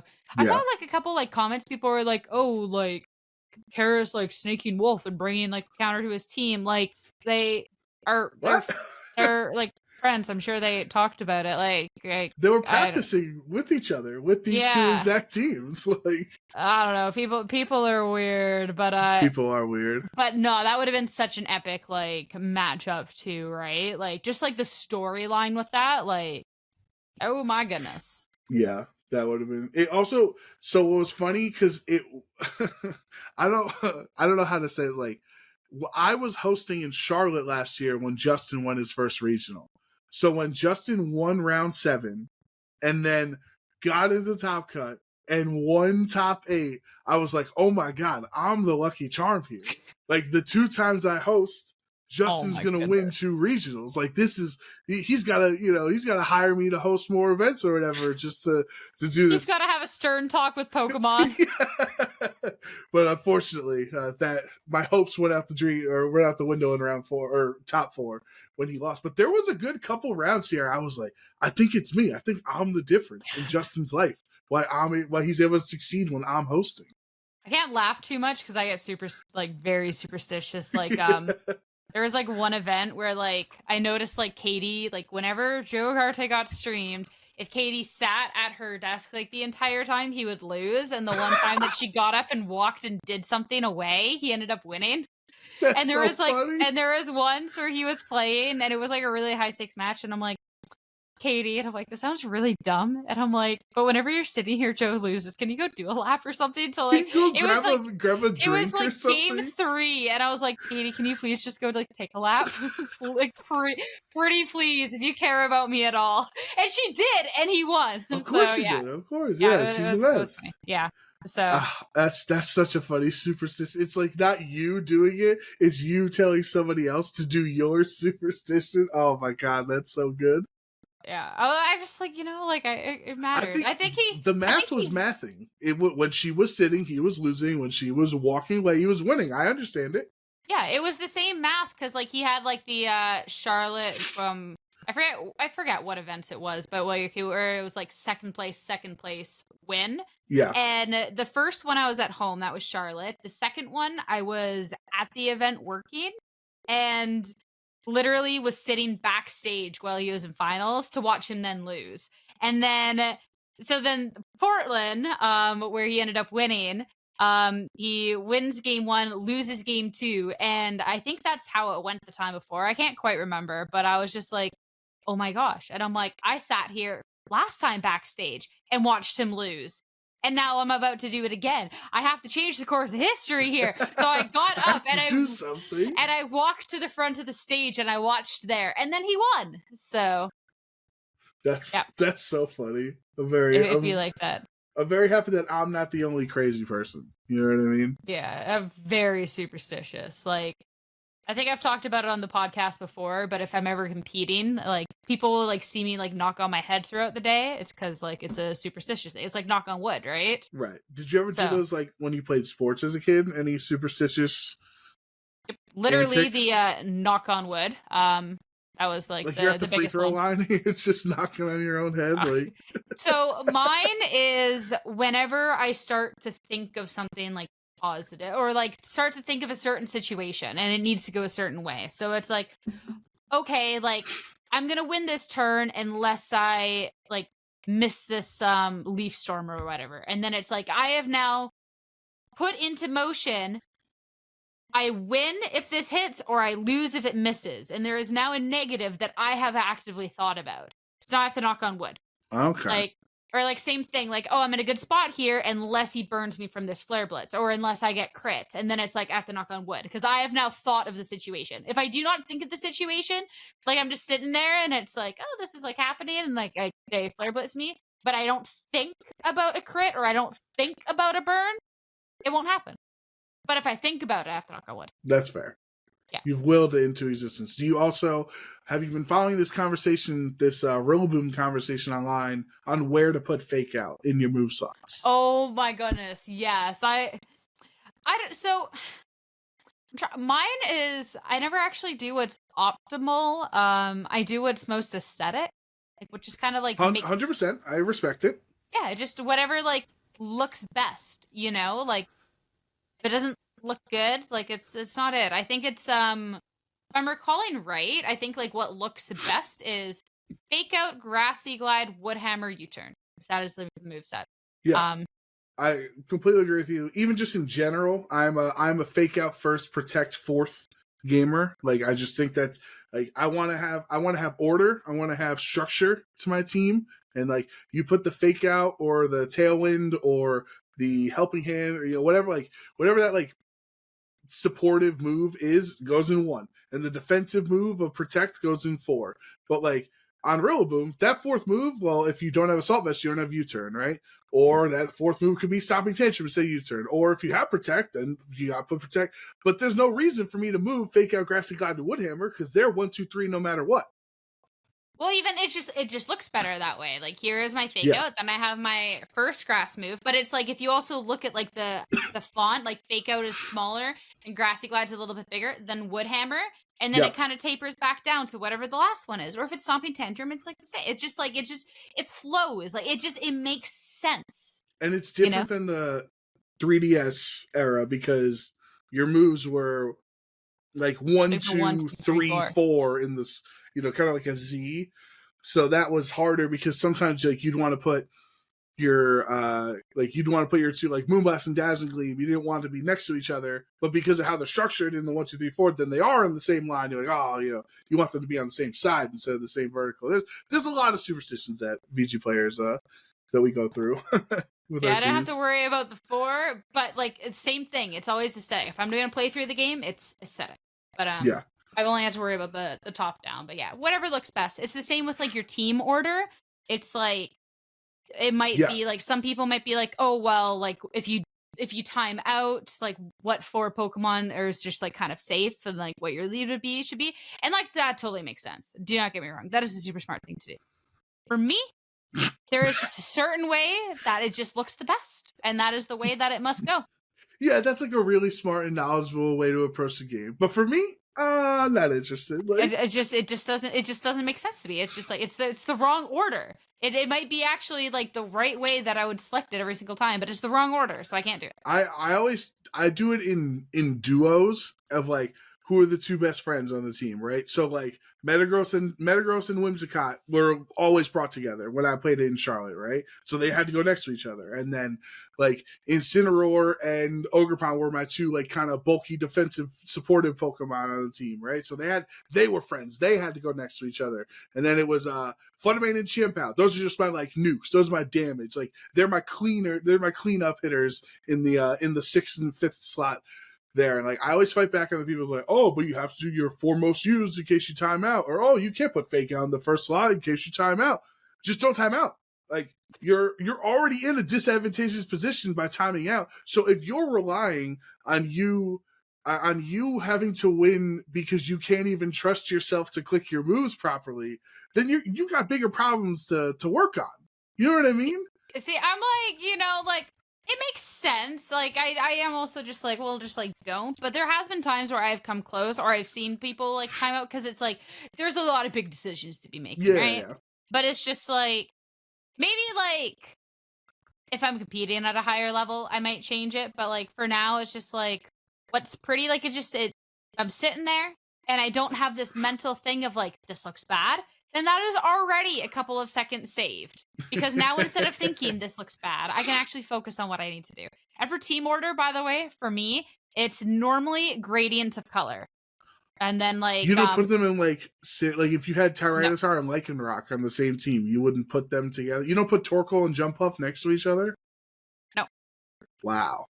Yeah, it's normally I can look at the order here. So it's normally like a gradient, and then if there's like two that are similar color, it'll go by what size sprite matches best the sprite that came before it. So Wow. Torkoal is kind of That's a a clunky lot. sprite, so he normally goes like more so near like the end. Because it's a bigger sprite. I've heard other people do, because there's a lot of metagaming in team preview, right? And like there are people that you just put Tornadus and Urshifu next to each other, right? Like you're not fooling anybody. You know that that's the lead. Like those are the two most important Pokemon. But then there are other people that will like consciously put like Urshifu second and Tornadus fifth or something, so that the opponent doesn't think about the inherent synergy together. Like, so you're metagaming on team preview? It's actually really funny. I actually, because I went to go look at what order I did, I actually swapped my order. I'll say what the order is for that actual very reason. Because I used my Slitherwing team in the Global Challenge, and since it's just a best of one, what you see then is it. So I led with Slitherwing. So Slitherwing was first, then it was Flutter, Great Tusk, the Jumpluff, Torkoal, Chien-Pao. So it was like in the order that I wanted them to actually notice it to least notice it. But the order that I would normally put this would be the Jumpluff, Flutter. I think Jumpluff, Flutter, Great Tusk, Chien-Pao, Slitherwing, Torkoal. Okay, it's respectful. The order how to go, yeah. Because then that's like it's a color gradient, but I can't put Jumpluff in the middle of the color gradient because it's a big sprite. Same with Torkoal, I can't put it like at the transition one. It has to be the last one. This is weird because like Slitherwing's the team captain. I put the lead Pokemon on my team. Like in like the GS Cup, I always put my two legendaries, my first two slots, no matter what. But it's not where the gradient they're the leaders starts. of the squad. It's not where the gradient starts. Well, I guess you have to choose legendaries that start like, the gradient. There's no part of it where the gradient starts. Slitherwing is between Chien-Pao and Torkoal. But it can't go after Torkoal because Torkoal's too big of a sprite. So it has to go before. Like, there's so many rules. Yeah. Well, I don't look at it and like make the rule. It's just I look at it and it makes sense where they have to go. I don't make the rules. Like, Slitherwing's gotta be in between them. Oh yeah, but if like I have to like actually like state out where they are, like yeah, it just makes sense, Well, it simply makes sense. I've had a wonderful conversation on this episode on this podcast, Sierra. But we do have lives to live, and I do have to get ready to join your country this weekend as I'm heading to Niagara Falls. So I say we close it off with the question of the week. Yes. All right, what is our question of the week? That is a great question. Did we determine the question of the week? What is our question of the week? We had a couple that we were ready for at the start of recording. All right, we'll do the original one that I brought up. There's actually some really good questions here, but next week we're going to talk a lot more about Regulation G, and the other ones kind of go more into that. So I think we'll discuss them then. Okay. I think this is the second week that we have Flame G's question, but this is a good question. So kudos on a good question. So this is going to be our question of the week. How is your prep work different when you cast versus host versus SME? Reminder, SME, subject matter expert, the one who inputs the team sheets and etc. from behind the scenes. This is a very interesting question. For the record, I was going to go with Hannah's question, but we'll go with Flame G back-to-back weeks. Everyone else has to step it up, all right? We can't let Flame G... Hannah's is restricted. Okay, that'll be next week's, fine. Yeah. But I'm just saying, nobody let Flame G get 3 questions in a row. So everyone better come up with better questions next week. Anyway, I would say it's not even just these 3 roles, but the event, right? The severity of it. Like, if I have worked 3 events in the last 4 weeks or 5 weeks that are all the same format and I've casted all 3 of them, like, I have less preparation I need to do than if I've been off for 2.5 months and it's a new format. You know what I mean? So, like, there's a lot of varying factors to how we can answer this. I'm going to say, like, you have just generically been off of an event in that role for about a month. Okay. So I would say casting to hosting to SME. SME is the easiest answer here because we don't have to do as much preparation because most of your work is literally during the stream because you're typing out the numbers and helping pick matches for each round, and you're putting the information in and like looking up stuff to feed to the casters and whatever. So that one I probably wouldn't do too much work besides like looking up the player roster beforehand. I don't know what else you would consider preparation work for SME. So I haven't worked the SME role. Just the nature of my job, like it doesn't like it makes sense. Like plus the fact I'd like to compete, it just doesn't make sense for me to be working there. So I don't have to play it. I did see Ben. Shout out Ben. From EU. He was the SME for EUIC, and he had spreadsheets of all of the players that are like notable, semi-notable, all of their accomplishments, name pronunciations, like details about them, like their runs. Like it was actually so impressive. Like I actually felt bad to extent because I was like, yo, we're only featuring like I can't quick math, like probably 40 players max at the end of this. And like you've done this for like everybody. Like it was actually insane. It was so appreciated as well. I think it was like I definitely am not like going to tell people how to do their roles or like that they have to prep that sort of thing. I think Ben just went so above and beyond that was like unreal, and it was really, really appreciated. That is where like prep can be done in that role a little bit more, but it's also like how people interpret the role of their job, because it's also like I understand if you're like trying to input all the team sheet stuff that you're not trying to get information over to the casters, etc. So it's I think that's like the two-way thing to look at it, is like where you think that job kind of ends or like how much you want to like go above and beyond there. Yeah, I think obviously Ben crushed it at EUSC. I think it's a little more information He than absolutely like crushed it. Like it was like normal, insane. but also it was a European event, so you have like some North American production as well, right? So obviously the casters besides you were European, so they would know the players better, but like excuse me, the production team might not know the third best German player or the like the way that the casters and the way the SME would. So it's definitely helpful to have that. But casting versus hosting, I think, is the big conversation that we can have here. Yeah, 100%. So for myself, for casting versus hosting, it's actually kind of funny because hosting is a little bit more similar to what I had described to the SME role, where I do my prep. I look at like past events, who has been doing well, etc., as well as kind of prep out segments. So basically, all of the downtime, it's up to the host to kind of figure out what's done with that. Sometimes production is like, oh, we want this certain thing, but a lot of it's very much on you to like take the initiative of like, this is what I want to do. So try and prep out like a couple of ideas that I want for interviews and stuff. Try and figure out, okay, what do I want to be doing in the lounge? Try and have at least a handful of segments like prepped and ready to go. A couple that are a little bit more extensive. Make sure that I have whatever props, whatever assets I need for that.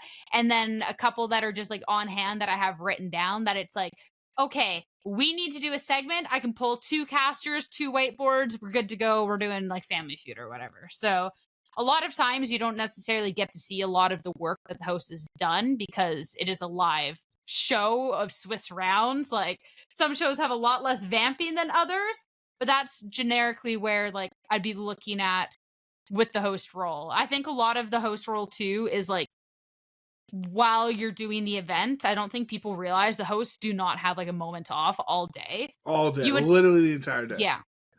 Because like while the matches are going on, you're sitting there watching the matches and prepping your interviews, and you have to prep them for both individuals.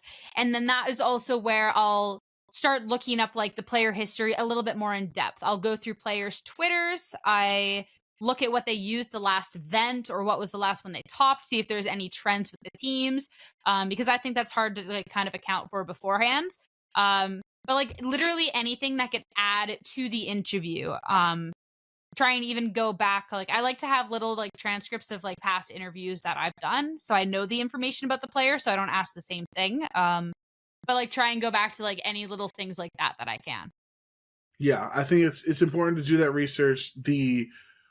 issues though when you run into on hosting is that when matches are going on is also when you have to do the floor interviews, when you pre-record floor Yes. interviews. So you have to, one, know what's going on in the match on stream, to coordinate with people to when their match is done out on the floor, they can come early enough for you to do the floor interview, but not too late, because if you miss what happens at the end of the game, then you're just going to be asking generic, "Oh, tell me about that set," questions that nobody wants to hear those questions, right? So, when I was hosting this weekend, like I literally reached out to I made a tweet that I was hosting an event. I was like, I don't have any interesting storylines, blah blah blah. And then I made the tweet about the trivia if anyone wanted to try trivia. But then I also DM'd like 8 or 9 different friends in the community, like, hey, by the way, like if you have an early round, like I want to interview about this topic or something. And then I sent that list to Daniel and to the production team.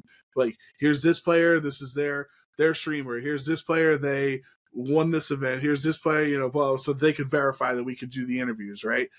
So I think hosting probably has the most like work in the moment, and also like kind of the moments leading up to the event. Like maybe as a caster, you can probably prep throughout the weeks leading up, but like those last 3 or so days before hosting, and then in the actual 2 full days of hosting, it's like way more stress and like way more preparation needed.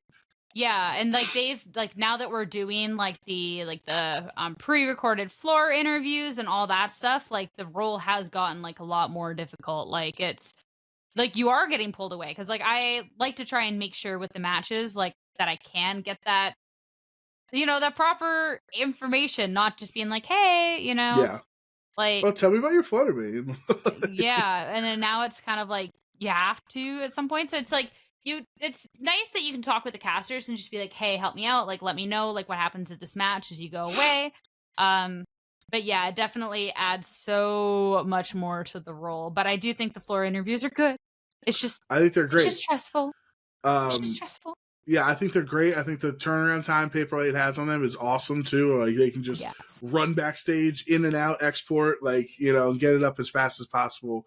But the other downtime stuff that a host has to deal with instead of casting, that's the other big difference. Like I came up with Pokemon Snapshot and then like trivia and things, and you did the markers with the Pokemon, and other Charlie did the name of Pokemon starts with B or whatever, and you write it all down, right? So as a host, you have to come up with those downtime segments, because you don't know if you're gonna have to fill 4 minutes between rounds or 24 minutes between rounds. And like I was over prepared for downtime. Like I was used to our Pokemon Stadium days where we had to play for 40 minutes, like between top cuts. So like I had so much stuff ready for Pokemon Snap for like if it was just me and the casters in the downtime between top cut. But like our literal top cut, like from round 15 ending to the first top 8 match, was like I did the interview with Aaron, and then it was like a 2-minute break, and then me, Len, and Dwee talked for like 3 minutes before the next match started. And I was like, bro, I literally have Pokemon Snap trivia prepared. I have all of these. I was going to go through the levels and the courses and show the secret, animations of secret Pokemon that you can take pictures of and stuff. Like I had like 45 minutes of content ready for that downtime, and it was 3 minutes long. That's just how it goes on host, because you have to be over prepared. Yeah, like the over prepared is definitely like the best way to go about it, and it's so tough when you're just like, oh, I was wanting to do this, and you don't get to after the fact. It's like there's so many times where you do so much prep for something, and it's like, nope. And we've gotten better with like the tournaments too. Like it like people might not realize that because they see like the Swiss rounds, and then they're like, oh well, there's time, and it's like we can't control that. But when we're looking at like, it used to be such a longer gap in between day 2 Swiss and top cut that we actually like kind of prep for like a 40-minute like downtime thing in the lounge type thing. Like that's kind of like how like would kind of think about it. And now it's like I don't really see that nowadays. So that's good. Yeah, I think the last couple events I'm trying to figure out what were the other events that I think San Antonio was a really long Pokemon Stadium session. And then what would have been one before then that was just like, oh my goodness, this took we were bleeding the content dry. You can't. One of the other regionals was it Toronto or no? Was it not Toronto? Well, I just remember we used to do a lot more Pictionary segments. Yes. and we haven't And done that as pronunciation much. segments, and I you know, hate the pronunciation segment. I saw it at USC, and I was like, "Oh, Lee and Costa, I feel so bad for you guys right now." Oh, I was very vocal. I did not want to do that segment. I hate the pronunciation segment. So when I say that the host makes the segments, they make most of them. The color pronunciation is not a host made one. I will say one that I was proud of that they actually had, I think, prepared for UIC, but we didn't get to, was the Pokemon colors. Because each Pokemon has like a technically assigned color to it, and I broke Aaron with that segment. It's such chaos. I planned that. I pulled up the Pokemon that I wanted. I even put down the specific order that I wanted them in for the maximum chaos. And yeah, that segment was so chaotic and fun, and it was fantastic. So what was that? Was that Peoria? What was it when Aaron like lost his mind? Was that Pittsburgh? I can't remember. Well, it was not an event that I hosted because I had planned the segment out beforehand. It was Toronto. Was Evan hosting? No, I thought for some reason it was Aaron event was Larry that weekend, remember? Was it that week? Oh, right, because Evan's colorblind, and I didn't know that. We're not laughing at Evan being colorblind, everybody, okay? Please, there's context missing. We were doing a category on what color is this Pokemon, and Evan was hosting it, and he was colorblind and didn't tell us. I ended up hosting it because, like, I had planned, because I hosted the first 3 events of the season, so I had this prepped, and I had it planned, and we had it made, but we never had a time to run it. So when Toronto, we had a segment of time, like, I believe Katie had spoken to Evan being like, hey, we have a fill segment, but Sierra built this out, and since she built it out, like, she should run it. Plus, like, I already knew the answers to all the thing. I built out the segment, right? Yeah. So this way, like, Evan could play along. So he agreed, so that's what we did. And we start running the segment. I was like, oh my God, colors. And he's like, something along the lines of, is this the time to let you know I'm colorblind? And I'm just like, and just burst out laughing. And I'm like, oh my God. It was pretty funny. It was pretty funny. That was a silly time. That was very silly. Now, what prep do you do for casting? For casting, so for casting, I try to do like actual casting reps, especially if it's been a little bit. If I've come off an event off of like that past weekend or whatever, like if I had done the EUIC to Orlando stretch, like if I was casting both, I wouldn't have done any casting reps in between, but I would have reviewed my old cast from EUIC and write down what I like, what I don't like, and that sort of stuff. If I was working with a partner that I had before, maybe try and do like the VOD review with them over a cast that we had both done.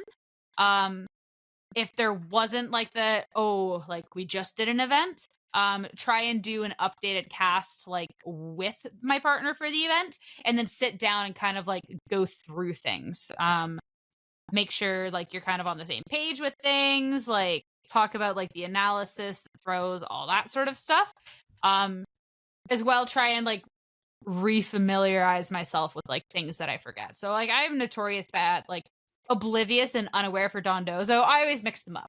It doesn't matter. I mix them up. I can never remember. So like things like that, I'll go back and kind of like look at and check, and also just try and like play more matches, because just playing is like one of the best ways to like be able to analyze better, because then you actually see how like games like play out.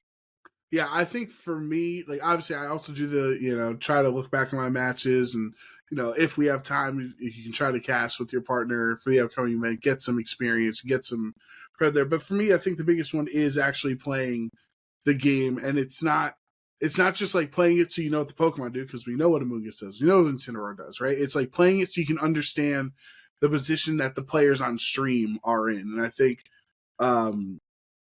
2022 was like my first season where I did a lot of color commentary, where all the years prior it was pretty much exclusively play-by-play.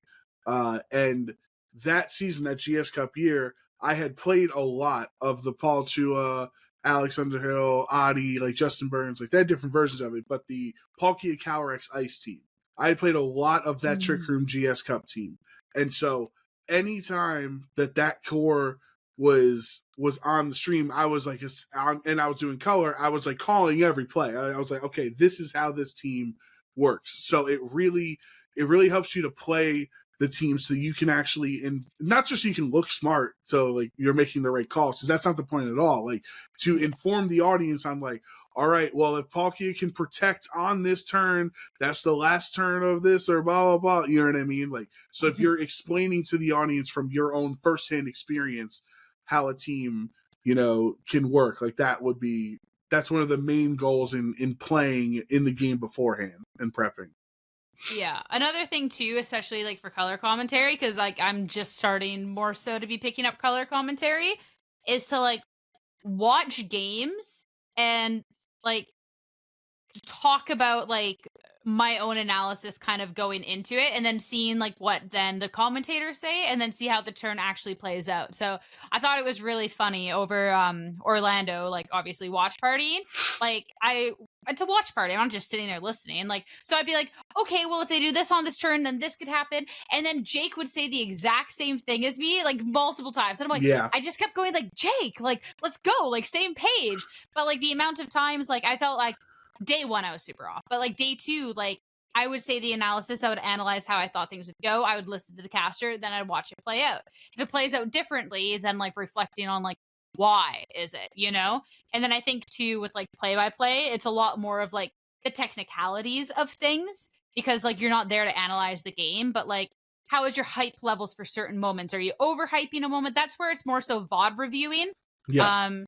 Are you overhyping a moment? Are you underhyping it? Like, should you have thrown something faster? Did you waffle on about something a little too long? Like, where is kind of like that level? And definitely trying to do like a lot more. Like, I definitely don't think like I under prep for Pokemon events, but I'm definitely trying to do like a lot more because like I want it to be like, especially with getting to color commentary, like, and now I just want to do like extra more, right? So like a lot more like VOD reviewing, which I think is just like, it's just good, especially too like doing it with like other casters. I think is like really good because then everyone has their own little perspective. So you can always like, if you don't do practice just alone, but do it with someone else, like you guys get to learn from each other, which I think is valuable. Yeah, and you both want the same thing, right? You both want to improve. So it's not like they're not gonna not tell you things to improve on. They're not gonna go easy on you or like just kind of like make you think, oh no, you did great. Like no, like you're both in it together to improve. So they'll be like, oh, that play, like you messed up this word or something like that. Like you're being honest because you're working together to both achieve the same goal. Yeah, and it's like you didn't get to because you were hosting the last event, but we actually like did a caster practice like for Orlando where like was like listened in and then like with feedback and stuff. So we weren't like working the event, but like we worked like with those who were and then just like kind of giving like okay, because we're the ones listening here and then like I'm hoping to like when I do cast next that people can like do that back for me because I think that's like a really like big hands-on thing as well that's super good for like casting practice. Yeah, because like we're all in this together, right? Just like High School Musical. Yeah. So if we have anybody weak on the team, it reflects on all of us. So like we all need to improve. We all need to perform well. We all need to, make it an entertaining broadcast because I've been on broadcasts before where that partner is not pulling their weight and it's just the only thing Twitch chat's talking about. No one's talking about a double protect. No one's talking about the crits on screen. They're just talking about that caster. So like we all have to improve so that we're all, working towards that same goal. I definitely think too, like we have a really strong team. I just think it's like it helps level up in such a big way. Like 100%. Like I think that's where like a lot of my mind shift has like shifted in things is like where I just like want people to work together to get that next level, like all of us, right? Because like I think it's like it kind of like to the players and to each other too. So like I know like I can definitely be annoying about practice and prep and stuff sometimes, but it's like I don't know, like I don't like my big thing is I don't want players to go back and watch their match and be like disappointed in what they hear. And like I actually like I genuinely like feel bad. I feel like at UIC I like kind of ruined Pengy's game a little bit because I just didn't do the best analysis, and like I feel bad about that. And it's like I want to improve so like that doesn't happen. And I want to work with others so we could all be on that same page, right? So. Listen, Sierra, you wanting to practice casting is one of the least annoying things about you, okay? You're not wrong. You're not wrong. It's not a compliment, you know, but no, but you're not wrong. No, I'm just kidding. I'm just kidding. No, but you're not wrong. No, it's all for the betterment, right? All for the betterment of the team. So it's all. It's also just like it's good like team synergy too. Like, and it's fun. We're hanging out with our friends. Yeah, I remember it now that we're here because I have you here. One time, you know, we send each other notes. Like if I'm casting, I say something, and Sierra be, oh, this happened, or she's casting, and I'll send her something. I couldn't remember. Like you asked me in EUSC, you did Diana Ross. There was one round where you said I'm coming out like a couple of times on the switch-ins, and I forgot to text it to you, and you asked me afterwards, oh, you noticed anything from that match? I was like, something happened, but I can't remember. And then like 3 days later, I remember she was Diana Rossing, and I forgot to tell her. Damn. I did do that. That's actually funny. Yeah, that's another thing that like the casters will do is like message each other, like you know, notice things like revolving like door. Or like I noticed something through your interview and I messaged you hey, like change this up next time a little bit. So I think good like feedback with each other. And I think like the more everyone practices together, the more everyone's like open to giving that feedback, receiving it. And it's like, you know, if we all have to spend our weekends together anyways, like exactly working this event, like I want us to all be friends and get along and all want to do this good job and all celebrate it. Like, I don't know, that it's just like, it's just such a fun time. Like I love that. So yeah, 100%. Yeah. So yeah, I feel like we got super distracted from our question of the week. Anyway, nobody let Flame G ask a question next week. Can't go 3 for 3. We can't have it. Yeah, it's gotta be somebody. It gotta be somebody else here. But yeah, no. But yeah, we'll end off there because that has definitely been longer than it was supposed to be, and we were definitely very rambly this time around. But thank you everyone so much for tuning in. We'll be back next week. I think it's definitely going to be a Sierra is MIA episode because I have my first Rainbow Six broadcast on my birthday. So yeah, that'll be I'm scared, but I'm excited. But Joe Brown will be here with 1 or 2 special guests. He'll figure it out. But I hope you enjoy, and I hope you enjoyed this episode. If you haven't joined the Discord, make sure to join it. We've been barbecuing it up. We need to make sure that Flame G does not get 3 questions of the week. And it is all around just a general good time. If you made it to this point, thank you so much for listening. We'll see you all next time.